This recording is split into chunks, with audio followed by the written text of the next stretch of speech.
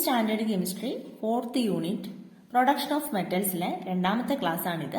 ഒന്നാമത്തെ ക്ലാസ്സിൽ നമ്മൾ മെറ്റലർജി എങ്ങനെയാണ് ലോഹം എക്സ്ട്രാക്ട് ചെയ്തെടുക്കുന്നത്, മെറ്റൽ എങ്ങനെയാണ് എക്സ്ട്രാക്ട് ചെയ്തെടുക്കുന്നത്, ഡിഫറെന്റ് സ്റ്റെപ്സ് നമ്മൾ പഠിച്ചു. അതെല്ലാം ആദ്യത്തെ ക്ലാസ്സിൽ പഠിച്ചു. ഇന്നത്തെ ക്ലാസ്സിൽ നമ്മൾ പഠിക്കാൻ പോകുന്നത് ഇൻഡസ്ട്രിയൽ പ്രൊഡക്ഷൻ ഓഫ് അയൺ, അയണിന്റെ വ്യാവസായിക നിർമ്മാണം, അയൺ എങ്ങനെയാണ് എക്സ്ട്രാക്ട് ചെയ്തെടുക്കുന്നത് എന്നാണ് നമ്മൾ പഠിക്കാൻ പോകുന്നത്. അപ്പോൾ ആദ്യം നമ്മൾ ടെക്സ്റ്റ് ബുക്കിൽ വിശദമായിട്ട് പഠിച്ചതിന് ശേഷം നമുക്ക് ഷോർട്ടായിട്ട് ഒരു A4 സൈസ് പേപ്പറിൽ എഴുതി ഇങ്ങനെ ഷോർട്ടായിട്ട് പഠിക്കാം. അപ്പോൾ അത് ക്ലിയർ ആയിട്ട് മനസ്സിലാകും. ഇൻഡസ്ട്രിയൽ പ്രൊഡക്ഷൻ ഓഫ് അയൺ, അയണിന്റെ വ്യാവസായിക നിർമ്മാണമാണ് പഠിക്കാൻ പോകുന്നത്. അപ്പോൾ നമ്മൾ കഴിഞ്ഞ ക്ലാസ്സിൽ പഠിച്ച മെറ്റലർജിയുടെ സ്റ്റെപ്പുകൾ ഓർത്തിരിക്കുക. 3 സ്റ്റെപ്പാണ് നമ്മൾ മെയിൻ ആയിട്ട് പഠിച്ചത്. ആദ്യം ഓറിൽ നിന്ന് ഓറിനെ കോൺസെൻട്രേറ്റ് ചെയ്തെടുക്കുക, കോൺസെൻട്രേഷൻ ഓഫ് ഓർ. ഓർ ഏതാന്ന് സെലക്ട് ചെയ്തതെന്നൊക്കെ നമ്മൾ പഠിച്ചു കഴിഞ്ഞു. ഓറിനെ കോൺസെൻട്രേറ്റ് ചെയ്യുക. അത് കഴിഞ്ഞിട്ട് രണ്ടാമത്തെ സ്റ്റെപ്പ് ആ കോൺസെൻട്രേറ്റ് ചെയ്ത ഓറിനെ ഓക്സൈഡ് ആക്കുക. ഓക്സൈഡ് ആക്കാൻ 2 മെത്തേഡ് പഠിച്ചു, കാൽസിനേഷനും റോസ്റ്റിങ്ങും. ഈ ഓക്സൈഡ് ആക്കി മാറ്റിയ ഓറിനെ പിന്നെ റെഡ്യൂസ് ചെയ്യുക, റിഡക്ഷൻ ചെയ്യുക യൂസിങ് റെഡ്യൂസിങ് ഏജന്റ്സ്. അത് കഴിഞ്ഞിട്ട് ലാസ്റ്റ് സ്റ്റെപ്പാണ് റിഫൈനിങ് ഓഫ് മെറ്റൽസ്. അപ്പൊ ഈ 3 സ്റ്റെപ്പിലൂടെയാണ് ഈ എക്സ്ട്രാക്ഷൻ ഓഫ് മെറ്റൽസ് കടന്നു പോകുന്നത് കേട്ടോ.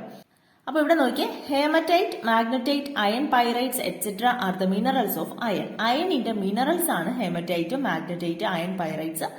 ഹേമറ്റൈറ്റും മാഗ്നറ്റൈറ്റുമാണ് അയണിന്റെ ഓർ എന്ന് നമ്മൾ പഠിച്ചു. നമ്മൾ ഇവിടെ ഇൻഡസ്ട്രിയൽ പ്രൊഡക്ഷന് വേണ്ടിയിട്ട്, അയണിന്റെ ഇൻഡസ്ട്രിയൽ പ്രൊഡക്ഷന് വേണ്ടിയിട്ട് ഉപയോഗിക്കുന്നത് ഹേമറ്റൈറ്റ് ആണ് കേട്ടോ.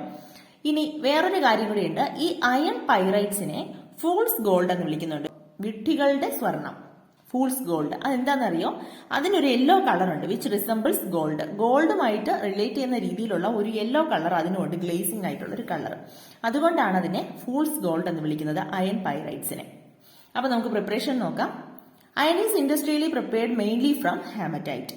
ഹേമറ്റൈറ്റിൽ നിന്നാണ് അയൺ നമ്മൾ എക്സ്ട്രാക്ട് ചെയ്ത് എടുക്കുന്നത്. അപ്പൊ അതെങ്ങനെയാണെന്ന് സ്റ്റെപ്പ് ബൈ സ്റ്റെപ്പ് നമുക്ക് നോക്കാം. ടെക്സ്റ്റിലെ ഡിസ്ക്രിപ്ഷൻ ആയിട്ടാണ് എഴുതിയിരിക്കുന്നത് കേട്ടോ. കുറച്ചുകൂടെ മനസ്സിലാക്കാൻ വേണ്ടിയിട്ടാണ് നമ്മൾ ഇങ്ങനെ പഠിക്കുന്നത്. നോക്കിയേ, ആദ്യം നമ്മൾ അയണിന്റെ ഓർ ആയിട്ടുള്ള ഹേമറ്റൈറ്റ് എടുത്തു. ഹേമറ്റൈറ്റിന്റെ കെമിക്കൽ ഫോർമുല എന്ന് പറയുന്നത് Fe2O3. അതിനെ നമ്മൾ ആദ്യം കോൺസെൻട്രേഷൻ ചെയ്യാൻ പോവാണ്. കോൺസെൻട്രേഷൻ ഓഫ് ദി ഓർ ആണ് ഒന്നാമത്തെ സ്റ്റെപ്പ്, എക്സ്ട്രാക്ട് ചെയ്യുന്നതിലെ ഒന്നാമത്തെ സ്റ്റെപ്പ്. അപ്പൊ അതിന് നമ്മൾ 4 മെത്തേഡ് പഠിച്ചു, ഓർക്കുന്നുണ്ടോ? ഹൈഡ്രോളിക് വാഷിംഗ് പഠിച്ചു, hydraulic washing or levigation, then ഫ്രോത്ത് flotation, then magnetic separation, leaching. അപ്പോൾ ഇതില് ഹൈഡ്രോളിക് വാഷിംഗ് ആണ് അയണിന്റെ പ്രിപ്പറേഷന് വേണ്ടിയിട്ട് നമ്മൾ കോൺസെൻട്രേറ്റ് ചെയ്യാൻ വേണ്ടിയിട്ട്, അതിന്റെ ഓറ് കോൺസെൻട്രേറ്റ് ചെയ്യാൻ വേണ്ടിയിട്ട് എടുക്കുന്നത്. ഇനി അയണിന്റേതായതുകൊണ്ട്, അയണിനെ സെപ്പറേറ്റ് ചെയ്തെടുക്കുന്നതായതുകൊണ്ട് നമുക്ക് മാഗ്നറ്റിക് സെപ്പറേഷനും യൂസ് ചെയ്യാം കേട്ടോ. ഇവിടെ നമ്മൾ ഉപയോഗിക്കുന്നത് ഹൈഡ്രോളിക് വാഷിംഗ് ആണ്. അതായത് ഇതിലെ ഇമ്പ്യൂരിറ്റീസിന്റെ ഡെൻസിറ്റി കുറവാണ്. ഇമ്പ്യൂരിറ്റീസിന്റെ ഡെൻസിറ്റി കുറവായിരിക്കുമ്പോഴാണല്ലോ നമ്മൾ ഹൈഡ്രോളിക് വാഷിംഗ് ഉപയോഗിക്കുന്നത്. ഓർമ്മയുണ്ടോ? ജലപ്രവാഹത്തിൽ കഴുകുക. അപ്പൊ നമ്മൾ ജലത്തിൽ ഇതിനെ കഴുകുമ്പോൾ അതിന്റെ ഇമ്പ്യൂരിറ്റീസ് മുകളിൽ പൊങ്ങിക്കിടക്കും. അതിനെ നമ്മൾ അങ്ങനെ അരിച്ചു മാറ്റി കളക്ട് ചെയ്യും. ദെൻ അതിന്റെ മെറ്റൽ കണ്ടന്റ് താഴോട്ട് കിട്ടും, നമുക്ക് കോൺസെൻട്രേറ്റ് ചെയ്ത ഭാഗം താഴോട്ട് കിട്ടും. അത് നമ്മൾ താഴെ കളക്ട് ചെയ്യും. അങ്ങനെയാണ് നമ്മൾ പഠിച്ചത്. അപ്പോൾ ഇതിനെ ഹൈഡ്രോളിക് വാഷിംഗ് ചെയ്യുന്നു. ഹൈഡ്രോളിക് വാഷിംഗ് ചെയ്യുമ്പോൾ ഇമ്പ്യൂരിറ്റീസ് ലോ ഡെൻസിറ്റി ആണ്. അപ്പോൾ നമുക്കത് കോൺസെൻട്രേറ്റ് ചെയ്ത് കിട്ടും, ആ ഓറ് കോൺസെൻട്രേറ്റ് ചെയ്ത് കിട്ടും. അപ്പോൾ നമ്മൾ ആദ്യം ഹേമറ്റൈറ്റിനെ കോൺസെൻട്രേഷൻ നടത്തി കോൺസെൻട്രേറ്റ് ചെയ്ത് കിട്ടി. ഹൈഡ്രോളിക് വാഷിംഗ് വഴിയാണ് നമ്മൾ കോൺസെൻട്രേറ്റ് ചെയ്തത്. ഇനി നെക്സ്റ്റ് സ്റ്റെപ്പ് എന്ന് പറയുന്നത് എന്തായിരുന്നു? ആദ്യത്തെ സ്റ്റെപ്പ് കഴിഞ്ഞു. രണ്ടാമത്തത് metal is extracted from concentrated ore. അപ്പൊ അതിനു വേണ്ടിയിട്ട് 2 സ്റ്റെപ്പ് ഉണ്ട്. ആദ്യം the concentrated ore is converted into oxide. Oxide ആയിട്ട് കൺവേർട്ട് ചെയ്യാം. അപ്പൊ ഇവിടെ ഓക്സൈഡ് ആയിട്ട് കൺവേർട്ട് ചെയ്യാൻ വേണ്ടിയിട്ട് നമ്മൾ 2 മെത്തേഡ് പഠിച്ചു, കാൽസിനേഷനും റോസ്റ്റിങ്ങും. അപ്പൊ റോസ്റ്റിംഗ് നമ്മൾ പഠിച്ചത് in the presence of air, ore heat ചെയ്യും. Ore is heated in the presence of air. ഇനി കാൽസിനേഷൻ ആണെങ്കിലോ, ore is heated in the absence of air. എയറിന്റെ ആബ്സെൻസിൽ ഹീറ്റ് ചെയ്യുമ്പോൾ കാൽസിനേഷൻ, പ്രസൻസിൽ ഹീറ്റ് ചെയ്യുവാണെങ്കിൽ റോസ്റ്റിംഗ്. അപ്പൊ ഇവിടെ നമ്മൾ ചെയ്യുന്നത് റോസ്റ്റിംഗ് ആണ്. ഇൻ ദ പ്രസൻസ് ഓഫ് എയറിൽ നല്ലവണ്ണം ഇതിനെ ഹീറ്റ് ചെയ്യും. ഹീറ്റ് ചെയ്യുമ്പോൾ ഇതിന്റെ പുറത്തിരിക്കുന്ന impurities like sulphur, arsenic, phosphorus, H2O അതായത് വാട്ടർ ആർ റിമൂവ്ഡ്. അപ്പൊ ഇത്രയും ഇമ്പ്യൂരിറ്റീസ്, ഇതിന്റെ പുറത്തുള്ള ഇത്രയും ഇമ്പ്യൂരിറ്റീസ് അങ്ങ് പോകും. അപ്പോൾ ഹേമറ്റൈറ്റിനെ നമ്മൾ ആദ്യം കോൺസെൻട്രേറ്റ് ചെയ്തു, ഹൈഡ്രോളിക് വാഷിംഗ് ചെയ്താണ് കോൺസെൻട്രേറ്റ് ചെയ്തത്. അത് കഴിഞ്ഞിട്ട് നമ്മൾ അതിനെ ഓക്സൈഡ് ആക്കാൻ വേണ്ടിയിട്ട് റോസ്റ്റിംഗ് ചെയ്തു. അപ്പൊ റോസ്റ്റിംഗ് ചെയ്തപ്പോൾ ഇതിനകത്തുള്ള impurities sulphur, arsenic, phosphorus, water ഇതൊക്കെ റിമൂവ് ചെയ്ത് പോയി. പക്ഷേ അതിലുള്ള ഒരു SiO2, സിലിക്കൺ ഡയോക്സൈഡ് എന്ന് പറയുന്ന ഗ്യാങ് എന്ന് പറഞ്ഞാൽ അറിയാം, ഇമ്പ്യൂരിറ്റീസിനെയാണ് നമ്മൾ ഗ്യാങ് എന്ന് പറയാം. ഗ്യാങ് മാത്രം അതിനകത്തുനിന്ന് റിമൂവ് ചെയ്ത് പോയില്ല. അപ്പൊ ഇതിനെ റിമൂവ് ചെയ്യാൻ വേണ്ടിയിട്ട് നമ്മൾ ശക്തിയുള്ള വായുപ്രവാഹത്തിൽ ചൂടാക്കും. ശക്തിയായിട്ടുള്ള എയറിൽ ചൂടാക്കും. അതിനു വേണ്ടിയിട്ട് ഒരു സംവിധാനമുണ്ട്, അതാണ് ബ്ലാസ്റ്റ് ഫർണസ്. ഒരു ബ്ലാസ്റ്റ് ഫർണസ്, ഇതിനകത്ത് നിന്ന് ധാരാളം ഹോട്ട് എയർ ഇങ്ങനെ വന്നുകൊണ്ടിരിക്കും അതിന്റെ അടിയിൽ നിന്ന്. അപ്പൊ അങ്ങനെ ഒരു സംവിധാനമാണ് ബ്ലാസ്റ്റ് ഫർണസ് എന്ന് പറയുന്നത്. അപ്പൊ അതിനെ നമുക്ക് കാണിച്ചു തരാം കേട്ടോ, ടെക്സ്റ്റില് ബ്ലാസ്റ്റ് ഫർണസ്. അതിനകത്തേക്ക് നമ്മൾ ഹേമറ്റൈറ്റ്, അതായത് ഓർ കോൺസെൻട്രേറ്റ് ചെയ്ത് നമുക്ക് കിട്ടിയ ഓറ്, ദെൻ ലൈംസ്റ്റോൺ. ലൈംസ്റ്റോൺ എന്ന് പറഞ്ഞാൽ കാൽസ്യം കാർബണേറ്റ്. അപ്പൊ കുറച്ച് കെമിക്കൽസ് കൂടെ ഇട്ട് നമ്മൾ അതിനെ മാറ്റാൻ പോവാണ്. SiO2 സിലിക്കൺ ഡയോക്സൈഡ് എന്ന് പറയുന്ന ആ ഇമ്പ്യൂരിറ്റിയെ മാറ്റാൻ വേണ്ടിയിട്ട് നമുക്ക് സാധാരണ ഹീറ്റ് ചെയ്തിട്ടോ അങ്ങനെയൊന്നും ചെയ്തിട്ട് പറ്റുന്നില്ല. അപ്പൊ അതുകൊണ്ട് നമ്മൾ വേറെ കെമിക്കലൂടെ ചേർത്ത് അതിനെ മാറ്റാൻ പോവാണ്. അപ്പൊ ലൈംസ്റ്റോൺ CaCO3, ദെൻ കോക്ക് എന്ന് പറഞ്ഞാൽ കാർബൺ. അപ്പോൾ ഇതിന്റെ എല്ലാം ഒരു മിക്സ്ചർ ഇതിനകത്തേക്ക് ഇട്ട് കൊടുക്കും. ഇതാണ് ബ്ലാസ്റ്റ് ഫർണസ് എന്ന് പറയുന്ന സംവിധാനം. കണ്ടോ, ഈ ചൂള പോലെ ഇരിക്കുന്ന സാധനമാണ് ഇത്. ഇതിനകത്ത് ഈ താഴേന്ന് ഹോട്ട് എയർ ഇങ്ങനെ വിട്ടുകൊണ്ടിരിക്കും, ചൂടുവായു. അതാണ് ശക്തിയായിട്ടുള്ള ചൂടുവായു പ്രവാഹത്തിൽ ഇത് ചൂടായിക്കൊണ്ടിരിക്കും. ഇവിടെ നോക്കുക, ബ്ലാസ്റ്റ് ഓഫ് ഹോട്ട് എയർ ഉണ്ടോ, ഇവിടെ കൂടെ വിട്ടുകൊണ്ടിരിക്കും. ഇവിടെ 2170 കെൽവിൻ ആണ് ടെമ്പറേച്ചർ ഇവിടത്തെ. ഇവിടെയാണെങ്കിലോ 1570. ഇവിടെ 1270, ഇവിടെ 1770. ഇങ്ങോട്ട് വരുന്നതോറും കുറഞ്ഞു കുറഞ്ഞു വരും. ഇവിടെയാണ് ശക്തമായിട്ടുള്ള ചൂടുള്ളത്. അപ്പോൾ ഈ കെൽവിൻ സ്കെയിലൊക്കെ അറിയാമല്ലോ. നമ്മൾ സാധാരണ ഡിഗ്രി സെൽഷ്യസിൽ നിന്ന് 273 ആഡ് ചെയ്യുമ്പോഴാണ് നമുക്ക് കെൽവിൻ കിട്ടുന്നത്. നമ്മൾ mixture of haematite, coke and lime, ഇത്രയും ഞാൻ നേരത്തെ പറഞ്ഞതുപോലെ ഹേമറ്റൈറ്റ്, കോക്ക്, ലൈം, CaCO3 ആണ്, കാൽസ്യം കാർബണേറ്റ്, കാർബൺ, പിന്നെ Fe2O3. ഇത്രയും നമ്മൾ ഇതിനകത്തേക്ക് ഇട്ട് കൊടുക്കും. കണ്ടോ, ഇങ്ങനൊരു സംവിധാനത്തിലൂടെയാണ് ഇട്ട് കൊടുക്കുന്നത്. ഇങ്ങനെ കുറച്ച് വന്ന് വീണുകൊണ്ടിരിക്കും. അതായത് ഇതിനകത്ത് നടക്കുന്ന റിയാക്ഷൻസ് 3 ഘട്ടമായിട്ട്, 3 ഇക്വേഷൻസ് ആയിട്ട്, 3 പാർട്ടുകളിലായിട്ട് നടക്കുന്നതാണ്. വളരെ വിശദമായിട്ട് നിങ്ങൾ ഉയർന്ന ക്ലാസ്സിലാണ് പഠിക്കുന്നത്. നിങ്ങൾക്ക് പഠിക്കാൻ ഇത്രയേ ഉള്ളൂ. 3 ഇക്വേഷൻസ്, 3 റിയാക്ഷൻ നടക്കുന്ന റിയാക്ഷൻ 3 ഇക്വേഷൻ ആയിട്ട് പഠിക്കണം. അപ്പോൾ അവിടെ എന്ത് റിയാക്ഷനാണ് നടക്കുന്നത് നമുക്ക് നോക്കാം. നോക്കിയേ, നമ്മൾ ഇതിനകത്തേക്ക് ഇട്ട് കൊടുത്തത് Fe2O3, haematite, then coke, carbon, then CaCO3, calcium carbonate, അതാണ് ലൈം. അപ്പൊ ഇവിടെ ഒന്നാമത് നടക്കുന്ന റിയാക്ഷൻ എന്ന് പറയുന്നത്, അതായത് ഒരു റിയാക്ഷൻ എന്ന് പറയുന്നത്, ഈ കോക്ക് ഉണ്ടല്ലോ, കാർബൺ, ഈ കാർബണും ഇതിനകത്ത് ശക്തിയായിട്ടുള്ള വായു പ്രവാഹത്തിലാണ് ചൂടാക്കുന്നത്, എയറിലാണ് ചൂടാക്കുന്നത്. In the presence of air ആണ്. അപ്പോൾ അതിൽ ഓക്സിജൻ ഉണ്ട്. ആ ഓക്സിജനും കൂടെ കമ്പൈൻ ചെയ്ത് കാർബൺ ഡൈ ഓക്സൈഡും ഹീറ്റും ഉണ്ടാകും. അപ്പോൾ ഓർത്ത് വെക്കുക, കാർബൺ എന്ന് പറയുന്നത് നമ്മൾ കോക്ക് ഇട്ട് കൊടുത്ത ആ കോക്ക് എന്ന് പറയുന്ന കാർബൺ ആണ്. കാർബണും ഇതിനകത്തുള്ള എയറിലുള്ള ഓക്സിജനും കൂടെ ചേർന്ന് കാർബൺ ഡൈ ഓക്സൈഡും ഹീറ്റും ഉണ്ടാകും. ഇനി ഈ കാർബൺ ഡൈ ഓക്സൈഡ് ഇല്ലേ, ഈ കാർബൺ ഡൈ ഓക്സൈഡ് പിന്നെയും കാർബണുമായിട്ട് ചേർന്ന്, ഈ കോക്കിലെ കാർബണുമായിട്ട് ചേർന്ന് കാർബണും ഹീറ്റും, ഇതിനകത്ത് ഫുള്ള് ഹീറ്റ് തന്നെയാണല്ലോ, ഹീറ്റും കൂടെ ചേർന്ന് നമുക്ക് കാർബൺ മോണോക്സൈഡ് കിട്ടും. കാർബൺ മോണോക്സൈഡ്, ഈ കാർബൺ മോണോക്സൈഡ് ആണ് നമ്മൾ ഇതിനെ റെഡ്യൂസ് ചെയ്യാൻ വേണ്ടിയിട്ട് ഉപയോഗിക്കുന്നത്. നമ്മൾ പഠിച്ചല്ലോ, റെഡ്യൂസ് ചെയ്യാൻ വേണ്ടിയിട്ട് റെഡ്യൂസിങ് ഏജന്റ് ആയിട്ട് ഉപയോഗിക്കുന്നത്, ആദ്യത്തെ അലുമിനിയം വരെ ഉള്ളതിനൊക്കെ നമ്മൾ ഇലക്ട്രിസിറ്റി കൊടുക്കും. പിന്നെ നമ്മൾ കാർബൺ ഉപയോഗിക്കും, കാർബൺ മോണോക്സൈഡ് ഉപയോഗിക്കും, അങ്ങനെയൊക്കെ നമ്മൾ പഠിച്ചല്ലോ. അതുപോലെ ഇവിടെ കാർബൺ മോണോക്സൈഡ് കിട്ടും. അപ്പൊ രണ്ടാമത്തെ റിയാക്ഷൻ, രണ്ടാമത് ഇവിടെ നടക്കുന്ന പ്രവർത്തനം എന്ന് പറയുന്നത്, അയണിനെ നമുക്ക് ഇതിനകത്ത് Fe2O3 നിന്ന് Fe ആണ് നമുക്ക് എക്സ്ട്രാക്ട് ചെയ്ത് എടുക്കേണ്ടത്. അപ്പോൾ Fe2O3 പ്ലസ് CO, കാർബൺ മോണോക്സൈഡുമായിട്ട് റിയാക്ട് ചെയ്ത് Feയും കിട്ടും, CO2 കിട്ടും, കാർബൺ ഡൈ ഓക്സൈഡും കിട്ടും, അയണും കിട്ടും. ഇക്വേഷൻ ബാലൻസ് ചെയ്യുമ്പോൾ ഇവിടെ 3 വരും, ഇവിടെ 2 വരും. അത് ഈക്വൽ സൈനിന്റെ ഇപ്പുറത്ത്, ആരോ മാർക്കിന്റെ ഇപ്പുറത്തും സെയിം ആയിട്ട് വരണം ആറ്റത്തിന്റെ എണ്ണം. അങ്ങനെ ഇക്വേഷൻ ബാലൻസ് ചെയ്യുമ്പോൾ ഇങ്ങനെ കിട്ടും. അപ്പോൾ നമുക്ക് ഇവിടെ അയൺ കിട്ടും, പ്യൂർ ആയിട്ടുള്ള അയൺ കിട്ടും. കാർബൺ മോണോക്സൈഡ് വെച്ച് നമ്മൾ റെഡ്യൂസ് ചെയ്തെടുക്കും. ദെൻ തേർഡ് സ്റ്റെപ്പ് എന്ന് പറഞ്ഞാൽ ഇത് കഴിഞ്ഞിട്ട് ഇത് നടക്കുന്നല്ല കേട്ടോ. ഇത് ഒരു റിയാക്ഷൻ, ഇതിനകത്ത് നടക്കുന്ന ഒരു റിയാക്ഷനാണ്, ഇത് വേറൊരു റിയാക്ഷനാണ്. ഇനി മൂന്നാമതൊരു റിയാക്ഷൻ കൂടെ ഇവിടെ നടക്കും.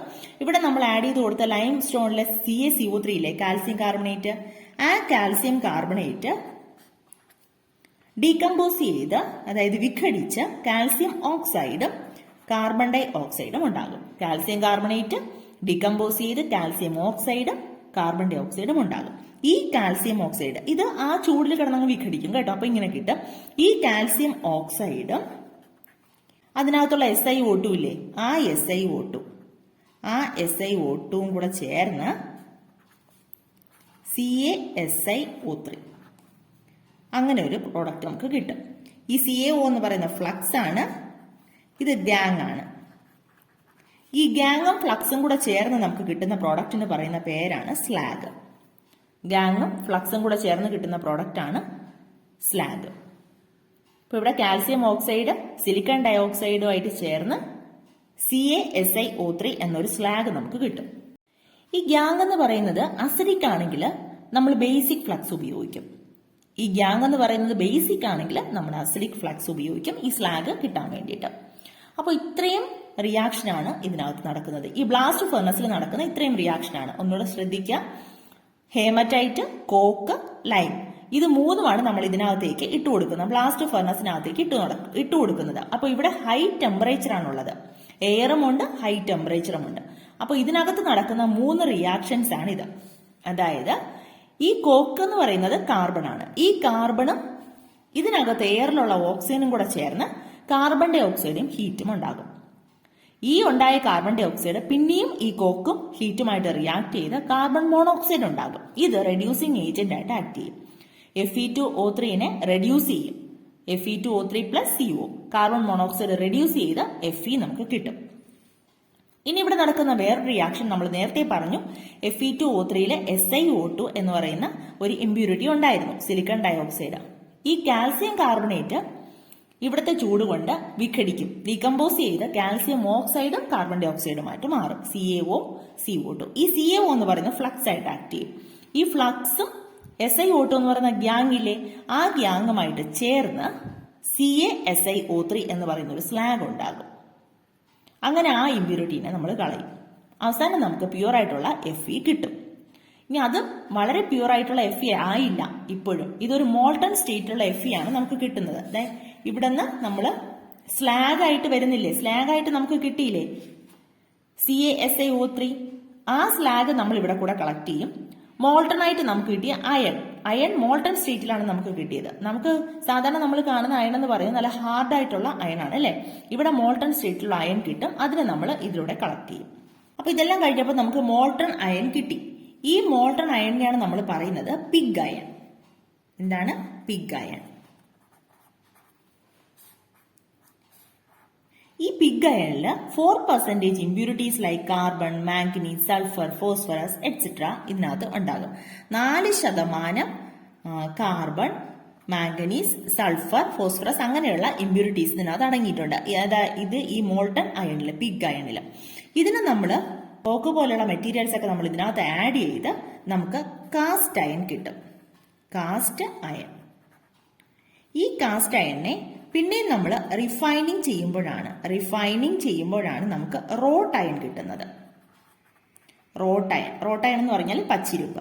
ഇതാണ് നമ്മൾ സാധാരണ ഉപയോഗിക്കുന്ന അയൺ എന്ന് പറയുന്നത്, റോട്ട് അയൺ.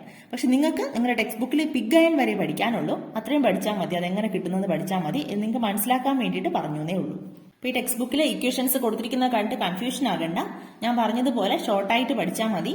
3 തരത്തിലുള്ള റിയാക്ഷൻ ആണ് ഈ ബ്ലാസ്റ്റ് ഫർണസിനകത്ത് നടക്കുന്നത്. അപ്പൊ ഇതാണ് നമ്മൾ പറഞ്ഞ ഇൻഡസ്ട്രിയൽ പ്രൊഡക്ഷൻ ഓഫ് അയൺ. അപ്പോൾ A4 സൈസ് പേപ്പറിൽ ഇങ്ങനെ എഴുതുക. ഒന്നുകിൽ ഇങ്ങനെ വെച്ച് എഴുതുക, അല്ലെങ്കിൽ ചരിച്ച് വെച്ച് എഴുതിയാലും മതി. അപ്പോൾ ആദ്യം ഓർ എടുക്കുക. അയണിന്റെ ഓർ ഹേമറ്റൈറ്റും മാഗ്നറ്റൈറ്റും ഉണ്ട്. ഹേമറ്റൈറ്റിൽ നിന്നാണ് നമ്മൾ ഇതിനകത്ത് അയൺ എക്സ്ട്രാക്ട് ചെയ്തെടുക്കുന്നത്. അപ്പോൾ ഓർ ഹേമറ്റൈറ്റ് എടുക്കുക, Fe2O3. അതിനാദ്യം ചെയ്യേണ്ട സ്റ്റെപ്പ് കോൺസെൻട്രേഷൻ ഓഫ് ഓർ ആണ്. അപ്പോൾ ഹൈഡ്രോളിക് വാഷിംഗ് ചെയ്യുക. ഹൈഡ്രോളിക് വാഷിംഗ് ചെയ്യുന്നത് ഇമ്പ്യൂരിറ്റീസ് ലോ ഡെൻസിറ്റി ആയതുകൊണ്ടാണ് നമ്മൾ ഹൈഡ്രോളിക് വാഷിംഗ് ചെയ്യുന്നത്. അപ്പം നമുക്ക് കോൺസെൻട്രേറ്റ് ചെയ്ത ഓർ കിട്ടും. ഈ കോൺസെൻട്രേറ്റ് ചെയ്ത ഓറിനെ റോസ്റ്റിംഗ് ചെയ്യുക. റോസ്റ്റിംഗ് ചെയ്യുമ്പോൾ അതിനകത്തുള്ള impurities like sulphur, arsenic, phosphorus, water അതൊക്കെ റിമൂവ് ചെയ്തു പോകും. പക്ഷെ ഇതിനകത്തുള്ള SiO2 സിലിക്കൺ ഡയോക്സൈഡ് എന്ന് പറയുന്ന ഇമ്പ്യൂരിറ്റി മാത്രം റിമൂവ് ചെയ്ത് പോകത്തില്ല. എങ്ങനെ ചെയ്തെന്ന് പറഞ്ഞു. അതിനു വേണ്ടിയിട്ടാണ് നമ്മൾ ബ്ലാസ്റ്റ് ഫർണസ് ഉപയോഗിക്കുന്നത്. ബ്ലാസ്റ്റ് ഫർണസ് ഓർമ്മയുണ്ടല്ലോ, ടെക്സ്റ്റ് ബുക്കിലെ പിക്ചർ ഓർക്കുക. ബ്ലാസ്റ്റ് ഫർണസിനകത്തേക്ക് നമ്മൾ haematite Fe2O3, limestone CaCO3, calcium carbonate, then coke, ഇതിന്റെ ഒരു മിക്സ്ചർ അതിന്റെ മുകളിൽ കൂടെ ഇട്ട് കൊടുക്കും. അതിനകത്തേക്ക് ഹോട്ട് എയർ ധാരാളമായിട്ട് ഉണ്ടായിക്കൊണ്ടിരിക്കും. ഭയങ്കര ചൂടുള്ള വായുപ്രവാഹത്തിലാണ് ഇത് ചൂടാകുന്നത്. ഇതിന് അവിടെ നടക്കുന്ന 3 റിയാക്ഷൻ എന്ന് പറയുന്നത് ഈ കോക്കിലുള്ള കോക്ക് എന്ന് പറയുന്നത് കാർബൺ ആണ്. ആ കാർബൺ ആ എയറിലെ ഓക്സിജനുമായിട്ട് റിയാക്ട് ചെയ്ത് കാർബൺ ഡൈ ഓക്സൈഡും ഹീറ്റും ഉണ്ടാകും. ഈ കാർബൺ ഡൈ ഓക്സൈഡ് ആ കോക്കുമായിട്ട് പിന്നെയും റിയാക്ട് ചെയ്യും. കാർബണുമായിട്ട് റിയാക്ട് ചെയ്ത് കാർബൺ മോണോക്സൈഡ് ഉണ്ടാകും. ഈ കാർബൺ മോണോക്സൈഡ് Fe2O3 റെഡ്യൂസ് ചെയ്യും. റെഡ്യൂസ് ചെയ്യുമ്പോൾ നമുക്ക് Fe കിട്ടും, അയൺ കിട്ടും, മോൾട്ടൺ സ്റ്റേറ്റിലുള്ള അയൺ കിട്ടും. ആ മോൾട്ടൺ സ്റ്റേറ്റിലുള്ള അയണിനെ നമ്മൾ ഒരു വശത്തൂടെ താഴെ കളക്ട് ചെയ്യും. ദെൻ വേറൊരു റിയാക്ഷൻ കൂടെ നടക്കുന്നത്, കാൽസ്യം കാർബണേറ്റ് നമ്മൾ അതിനകത്തേക്ക് ആഡ് ചെയ്തതാണ്. സിലിക്കൺ ഡയോക്സൈഡിനെ അത് സ്ലാഗ് ആക്കി മാറ്റി അതിനെ ഇപ്പുറത്തെ സൈഡിൽ കൂടെ നമുക്ക് താഴെ കൂടെ കളക്ട് ചെയ്യാൻ പറ്റും. കാൽസ്യം കാർബണേറ്റ് കാൽസ്യം ഓക്സൈഡും കാർബൺ ഡൈ ഓക്സൈഡുമായിട്ട് ഡികമ്പോസ് ചെയ്യും. ഈ കാൽസ്യം ഓക്സൈഡ് അപ്പോൾ കിട്ടുന്ന കാൽസ്യം ഓക്സൈഡിന് ഫ്ലക്സ് ആണത്. കാൽസ്യം ഓക്സൈഡ് ഈ SiO2 അവിടെ ഉണ്ടായിരുന്ന ഗ്യാങ് സിലിക്കൺ ഡയോക്സൈഡും കൂടെ റിയാക്ട് ചെയ്ത് ഒരു സ്ലാഗ് നമുക്ക് കിട്ടും, CaSiO3. അപ്പൊ ഗ്യാങ് അസിഡിക് ആണെങ്കിൽ ബേസിക് ഫ്ലക്സ് നമ്മൾ ഉപയോഗിക്കണം, ഗ്യാങ് ബേസിക് ആണെങ്കിൽ അസിഡിക് ഫ്ലക്സ് നമ്മൾ ഉപയോഗിക്കണം. ഇത് കഴിയുമ്പോൾ നമുക്ക് മോൾട്ടൺ സ്റ്റേറ്റിലുള്ള ഒരു അയൺ കിട്ടും. മോൾട്ടൺ സ്റ്റേറ്റിലുള്ള അയൺ നമുക്ക് കിട്ടും. അതിനെ പിഗ് അയൺ എന്നാണ് പറയുന്നത്. ഈ പിഗ് അയണിൽ 4% കാർബൺ, മാംഗനീസ്, സിലിക്കൺ, ഫോസ്ഫറസ് അങ്ങനെ തുടങ്ങിയ ഇമ്പ്യൂരിറ്റീസ് ഉണ്ടാകും. ഈ പിഗ് അയൺ നമുക്ക് ഈ അയൺ എങ്ങനെയാണ് എക്സ്ട്രാക്ട് ചെയ്തെടുക്കുന്നതെന്ന് പഠിച്ചാൽ പിഗ് അയൺ വരെ നമുക്ക് പഠിക്കാനുള്ളൂ, അത്രേ നിങ്ങൾക്ക് ടെക്സ്റ്റിലുള്ളൂ. പിന്നെ നമുക്ക് പ്യുവർ ആയിട്ടുള്ള അയൺ കിട്ടുന്നത് അത് കഴിഞ്ഞിട്ട് നമ്മൾ അതിനകത്ത് കോക്കോ പോലുള്ള മെറ്റീരിയൽസ് ഒന്നുകൂടെ ആഡ് ചെയ്യും, കാരണം അതിന് ഹാർഡായിട്ട് കിട്ടാൻ വേണ്ടിയിട്ട്. അപ്പം നമുക്ക് കാസ്റ്റ് അയൺ കിട്ടും. അതിനെ നമ്മൾ പിന്നെ റിഫൈനിങ് ചെയ്യുമ്പോൾ റോട്ട് അയൺ കിട്ടും, പച്ചിരുമ്പ് നമ്മൾ സാധാരണയായിട്ട് ഇപ്പോൾ ഉപയോഗിക്കുന്ന അയൺ കിട്ടും. അപ്പോൾ ഇവിടെ വരുമ്പോൾ തന്നെ അയൺ കിട്ടും. അതൊരു മോൾട്ടൺ സ്റ്റേറ്റിലാണ് കിട്ടുന്നത്, പിഗ് അയൺ എന്നാണ് പറയുന്നത്. അപ്പോൾ ഇതാണ് അയണിന്റെ ഇൻഡസ്ട്രിയൽ പ്രൊഡക്ഷൻ എന്ന് പറയുന്നത്. അപ്പോൾ ഷോർട്ടായിട്ടുള്ളതൊന്ന് പഠിച്ചതിന് ശേഷം ഈ ടെക്സ്റ്റ് ബുക്ക് ഒന്ന് വായിച്ചു നോക്കുക, അപ്പോൾ നിങ്ങൾക്ക് കുറച്ചുകൂടെ ക്ലിയർ ആകും. Complete the table related to the production of iron which is given below. ഈ ടേബിൾ കംപ്ലീറ്റ് ചെയ്യാനാണ് പറഞ്ഞിരിക്കുന്നത്. അയണിന്റെ പ്രൊഡക്ഷൻ നമ്മൾ പഠിച്ചു, അപ്പോൾ അതനുസരിച്ച് ഇത് കംപ്ലീറ്റ് ചെയ്യാം. ഓർ ഓഫ് അയൺ, ഏതൊക്കെയാണ് അയണിന്റെ ഓർ എന്ന് പറയുന്നത്? ഹെമറ്റൈറ്റും ഉണ്ട്, മാഗ്നറ്റൈറ്റും ഉണ്ട്. പക്ഷെ ഇവിടെ നമ്മൾ ഓറായിട്ട് എടുത്തത് ഏതാണ്? Haematite.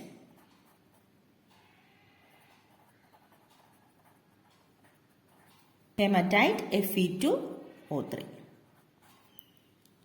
Raw materials fed into the blast furnace. Blast ഫർണസിലിട്ട റോ മെറ്റീരിയൽസ് എന്തൊക്കെയായിരുന്നു? നമ്മൾ റോസ്റ്റ് ചെയ്ത ഹെമറ്റൈറ്റ് ഇട്ടു, ദെൻ ലൈം, ദെൻ കോക്ക്. അപ്പൊ റോസ്റ്റഡ് ഹെമറ്റൈറ്റ് Fe2O3, ഹെമറ്റൈറ്റ് എന്ന് എഴുതിയാലും മതി കേട്ടോ. Then lime, then coke. ഇത്രയുമാണ് നമ്മൾ ബ്ലാസ്റ്റ് ഫർണസിലോട്ട് ഇട്ടത്. The compound used for reducing haematite. ഹെമറ്റൈറ്റിനെ റെഡ്യൂസ് ചെയ്യാൻ വേണ്ടിയിട്ട് നമ്മൾ ഉപയോഗിച്ച കോമ്പൗണ്ട് എന്തായിരുന്നു? നമുക്ക് അതിൽ ഡയറക്റ്റ് ഉണ്ടായിരുന്നില്ല, നമ്മൾ ആ റിയാക്ഷൻ വഴി കിട്ടിയതാണ്. എന്തായിരുന്നു? Carbon monoxide. Carbon monoxide. ഇവിടുത്തെ ഗ്യാങ് എന്തായിരുന്നു? Gang silica. സിലിക്ക. സിലിക്കയാണ് SiO2 എന്ന് പറയുന്നത് കേട്ടോ. സിലിക്കൺ ഡയോക്സൈഡ് എന്നാണ് ഇതിൽ മൊത്തം പറഞ്ഞത്. സിലിക്കൺ ഡയോക്സൈഡ് എന്ന് പറയുന്നത് സിലിക്ക. ദെൻ ഇതിലെ ഫ്ലക്സ് എന്തുവായിരുന്നു? Flux CaO. നമുക്ക് അതിൽ കിട്ടിയില്ലേ, ഇക്വേഷനിൽ കിട്ടിയില്ലേ CaO, അതാണ് ഫ്ലക്സ്. സ്ലാഗ് എന്തുവായിരുന്നു?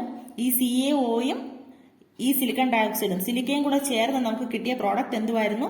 CaSiO3. Equation of formation of slag. Slag ഉണ്ടായതിന്റെ ഇക്വേഷൻ എന്താണെന്നാണ് ചോദിക്കുന്നത്. ഈ CaOയും ഈ സിലിക്കയും SiO2വും കൂടെ ചേർന്ന് CaSiO3, ഇതാണ് നമുക്ക് കിട്ടിയത്. അപ്പോൾ കാൽസ്യം ഓക്സൈഡും സിലിക്കയും കൂടെ ചേർന്ന് നമുക്ക് കാൽസ്യം സിലിക്കേറ്റ് കിട്ടി, CaSiO3. ഇനി നമുക്ക് പഠിക്കാനുള്ളത് different types of alloy steels. സ്റ്റീൽസിനെ കുറിച്ചാണ് പഠിക്കാൻ. സ്റ്റീൽസിനെ കുറിച്ച് പഠിക്കാനില്ല, അലോയ് സ്റ്റീലിനെ പറ്റിയാണ് പഠിക്കാനുള്ളത്. നമുക്ക് നേരത്തെ കിട്ടിയ അയൺ ഇല്ലേ, അയൺ, അതിന്റെ പെർസെന്റേജ് ഓഫ് കാർബൺ വ്യത്യാസപ്പെടുത്തി ഉണ്ടാക്കുമ്പോഴാണ് നമുക്ക് പലതരം സ്റ്റീൽ കിട്ടുന്നത്. അപ്പോൾ ഇവിടെ പഠിക്കാനുള്ളത് alloy steel. Alloy steels are prepared by adding other metals to steel. സ്റ്റീലില് വേറെ മെറ്റൽസ് ആഡ് ചെയ്യുമ്പോൾ കിട്ടുന്ന പ്രോഡക്റ്റ് ആണ് അലോയ് സ്റ്റീൽ എന്ന് പറയുന്നത്. അതിന്റെ നെയിം, അതിന്റെ കോമ്പോസിഷൻ, പ്രോപ്പർട്ടീസ്, പിന്നെ അതിന്റെ യൂസസ്, ഇതാണ് തന്നിരിക്കുന്നത്. അപ്പോൾ ഇത് പഠിച്ചു വെക്കണം. അലോയ് സ്റ്റീലിന് 3 തന്നിട്ടുണ്ട്. ഒന്നാമത് സ്റ്റെയിൻലെസ് സ്റ്റീൽ. സ്റ്റെയിൻലെസ് സ്റ്റീലിന്റെ കോൺസ്റ്റിറ്റ്യൂന്റ് എലമെന്റ്സ് എന്ന് പറയുന്നത് അയൺ ഒരു കണ്ടന്റ് ആണ് സ്റ്റീൽ. അലോയ് സ്റ്റീലിന്റെ ഒരെണ്ണം അയൺ ആണ്. Then chromium, nickel, carbon. Stainless steel, അതിൽ ക്രോമിയം, നിക്കൽ, കാർബൺ, അയൺ. ഇതിന്റെ പ്രോപ്പർട്ടീസ് എന്ന് പറയുന്നത് ഹാർഡാണ്, നല്ല ഹാർഡ് ആയിട്ടുള്ളതാണ് ഈ സ്റ്റെയിൻലെസ് സ്റ്റീൽ എന്ന് പറയുന്നത്. അതിന്റെ uses for the manufacture of utensils, പാത്രങ്ങൾ ഉണ്ടാക്കാൻ വേണ്ടിയിട്ട് ഉപയോഗിക്കും. ദെൻ പാർട്സ് ഓഫ് വെഹിക്കിൾസ്, വാഹനങ്ങളുടെ പാർട്സ് ഉണ്ടാക്കാൻ വേണ്ടിയിട്ട് ഈ സ്റ്റെയിൻലെസ് സ്റ്റീൽ ഉപയോഗിക്കാറുണ്ട്. ദെൻ അൾനിക്കോ. അൾനിക്കോയുടെ കോൺസ്റ്റിറ്റ്യൂന്റ് എലമെന്റ്സ് എന്ന് പറയുന്നത് Fe iron, then aluminium, nickel, cobalt. ഇത് ഈ പേരിൽ തന്നെ ഉണ്ട് കണ്ടോ. അൽ നിക്കോ, അൽ എന്ന് പറയുന്നത് അലുമിനിയം, നീ എന്ന് പറയുന്നത് നിക്കൽ, കോ എന്ന് പറയുന്നത് കൊബാൾട്ട്. ഇതിന്റെ പ്രോപ്പർട്ടീസ് എന്ന് പറയുന്നത് മാഗ്നറ്റിക് നേച്ചർ ആണ്. ഇത് കാന്തം പോലെയുള്ള ഒരു വസ്തുവാണ്, മാഗ്നറ്റിക് നേച്ചർ ആണ്. For the manufacture of permanent magnets, അപ്പോൾ മാഗ്നറ്റ്സ് ഉണ്ടാക്കാൻ വേണ്ടിയിട്ടാണ് അൽനിക്കോ ഉപയോഗിക്കുന്നത്. അൽനിക്കോ എന്ന് പറയുന്നത് ഒരു alloy സ്റ്റീലാണ്.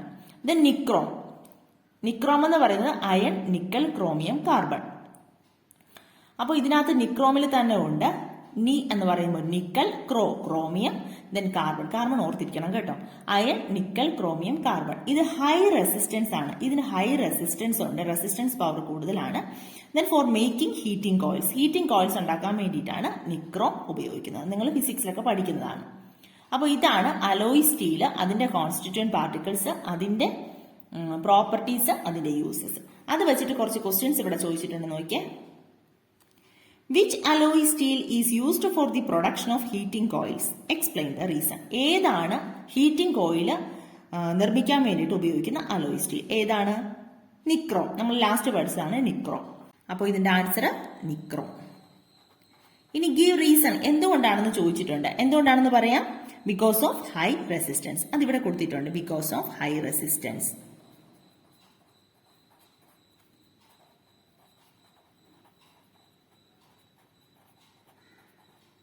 Then second question, even though nichrome and stainless steel contain the same components, they possess different properties. Find out the reason.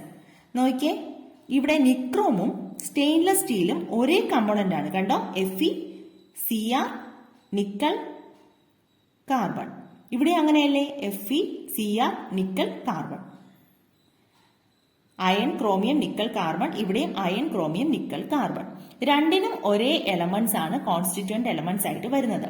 പക്ഷേ അതിന്റെ പ്രോപ്പർട്ടീസും വേറെയാണ്, അതിന്റെ യൂസസും വേറെയാണ്. അത് എന്തുകൊണ്ടാണെന്നാണ് ചോദിച്ചിരിക്കുന്നത്. കാരണം the ratio of the component elements are different. ഇതിന്റെ എലമെന്റ്സ്, കമ്പോണന്റ് എലമെന്റ്സ് സെയിം ആണെങ്കിലും അതിന്റെ റേഷ്യോ വ്യത്യാസമാണ്. ഇവിടെ അയൺ എത്രയാണ് എടുത്തിരിക്കുന്നത് അത്രയും അല്ല ഇവിടെ അയൺ എടുത്തിരിക്കുന്നത്. ക്രോമിയം അങ്ങനെ തന്നെ, ഇവിടെ എടുത്തിരിക്കുന്നതിന്റെ സെയിം അളവല്ല ഇവിടെ എടുത്തിരിക്കുന്നത് ഈ അലോയ് സ്റ്റീൽ ഉണ്ടാക്കാൻ വേണ്ടിയിട്ട്. അപ്പോൾ അതിന്റെ റേഷ്യോ വ്യത്യാസപ്പെട്ടിരിക്കുന്നത് കൊണ്ടാണ് അതിന്റെ പ്രോപ്പർട്ടീസും യൂസസും വ്യത്യാസമായിട്ട് വരുന്നത്. അപ്പോൾ അതിന്റെ ആൻസർ എങ്ങനെ എഴുതാം? The ratio of the component, the ratio of the component elements